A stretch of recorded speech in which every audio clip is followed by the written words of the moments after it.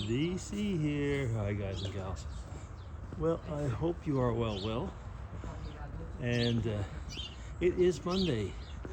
And by now you all know pretty much the way it is. Monday is tag day. There's somebody that's walking behind me right now who's speaking on their phone as loud as I am or louder. So if you hear any other noise, that is what you're hearing. Okay, so let's see. As I said, today will be no exception. And okay, I just let the two, actually they weren't speaking on their phone, they were just having a chat. Okay, and as usual, I will be starting with Jasmine's Monday 5-question tag. Hi there, Jasmine. I do hope you're well. And let's get on to this. Yes, question 1. Do you think people gossip about you? I don't know if it's gossip or if it's just wanting to, chat about me in a way or not. But the answer is yeah, at sometimes, some points or not. I do know that some people, especially some friends of ours, will question our beliefs because, a lot of our friends, especially since we live in Switzerland, our friends have either been people that we met because we were neighbors at one time or another in life, or people that we met in different churches. And having been a church elder, church ward, it depends what you want to call it, depending on which church you might go to or might not go to and have heard about. Well, of course, met a lot of people. I'm going down here and it's kind of slippery, so I'm being careful. It's the stairs and I don't actually want to fall down them. And so, yeah, I do also have a good friend of ours who's, I was going to say a very, very good person, but tends to get lost in, different things that she reads, which are kind of like half-truths at times. And so she kind of wonders why I will believe one thing when it's so self-evident that I must be wrong. Okay, anyway, that's question 1. So yeah, do you think people gossip about you? Some do, sometimes. Question 2. When do you feel most challenged? Well, I've brought this up more than once, I guess. I would feel quite challenged when I'm starting a Spanish class or something like that, and it's on a theme or something that I don't know about. But most challenge might be when I'm in a situation where I have to meet a lot of new people, and it's kind of expected of me to be my friendly, sociable self when when all I'm able to say is I don't really want to be in a group and do a bunch of small talk. So yeah, I think that's when I feel the most challenged.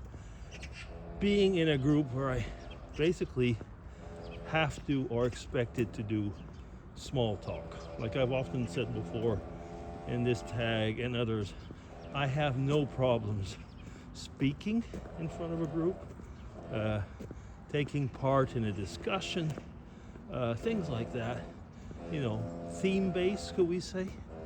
But as soon as it gets into the small talk part of it, no, I feel challenged. Okay, question 3. How do with stress? I've been asked that quite a bit lately. Just a minute. Gotta walk down a little, not really a hill, but a little slope. Okay, it's okay. Because this morning everything was icy. How do I deal with stress? Well, I take my time, like going down that slope. I try and reason. Why am I stressed? Is there a real reason to be stressed? And yes, I pray. But I have noticed also, like for example, when I would have stress in the old days before an examination, I would basically, like I said, yes, I would pray, but I'd get in a corner where I could be quiet and just simply breathe slowly, I guess to get my heart rate back to normal and things like that. And was it Jasmine that, yeah, well, I actually only watched Jasmine's response. Jasmine said something about taking a cup of coffee and going into a room. Well, there's something to be said about that. You know, it's pretty much that. It's kind of like getting back into control somehow, at least of yourself and of your emotions, and not going into panic mode. Sometimes a lot easier said than done. Okay, question 4. Now we're going quickly on this one.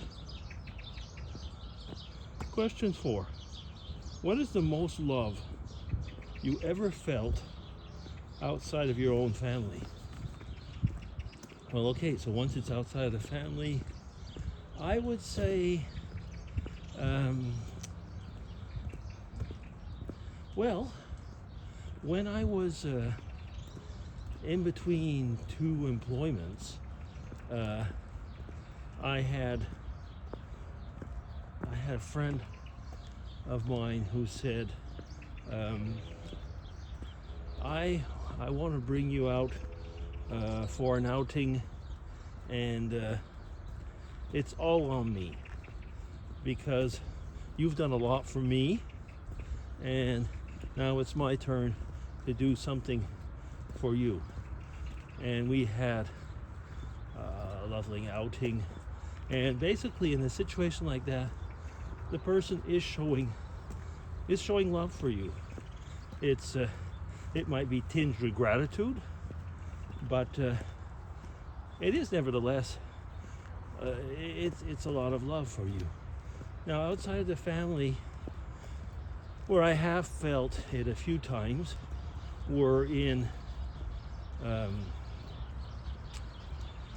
well, when I was retired, and the way some of the people at work showed, well, affection, call it love if you want, but yeah, that was something where people kind of realized this is probably the last time that we will be really able to be together, or to be together in we'd say in the way that we've gotten used to being together. Oh, there's the sun over there. I'm going to put this way. Yes, any of you who've been in a group, be it work or a group where you were always together doing things, but it was the only reason you were together was because you were in that group, you know that most of the time when the group dissolves or you leave a workplace or something like that, there's usually sentences of this type. Well, we'll get back together, we'll have a chat, and so on. We'll do things, and more often than not, you don't.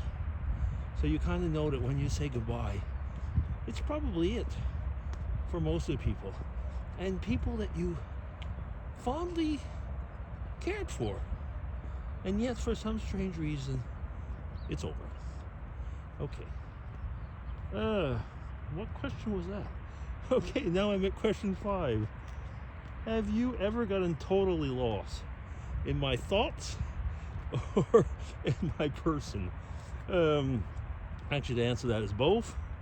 I was getting totally lost in my thoughts probably just before, where you go off and have no idea where you were or where you are. Does that happen to you? I guess it's called vlogging sometimes. No, but totally lost? Yeah. So one time, I'll just give one example because it's happened a few times. But one example was that I was out geocaching in the woods and some little crossroads somewhere. Parked the car, and usually when I park the car and I'm out geocaching, I will mark the spot, so basically the coordinates of the spot, so that I can use my geocaching apps or whatever to come back to the coordinates where the car was.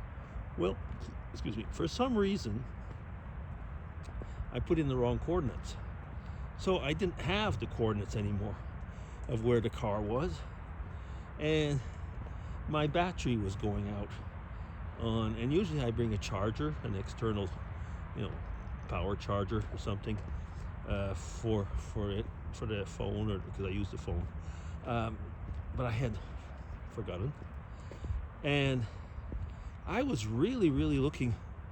I was with Mrs. DC, and we found the geocache, but then we searched for the car for seemingly forever, until we came up to somewhere where there was a lady working in a camp. It was like a scouts camp or something like that. And we said, I don't know, we just can't seem to find our car. And she said, well, I'll drive you to at least where the closest town is, and you can take a bus or something and come back. So as we drove, we eventually drove right beside our car and thought, like, wow, we were actually not that far away from it, but we just were totally lost in the woods and couldn't find it anymore. Yes, that happens. And that is question 5. And I have been talking for way too long as usual. But that's it. Thank you very much, Jasmine. And take care. And thank you for another good set of questions, and have a good week. Bye-bye.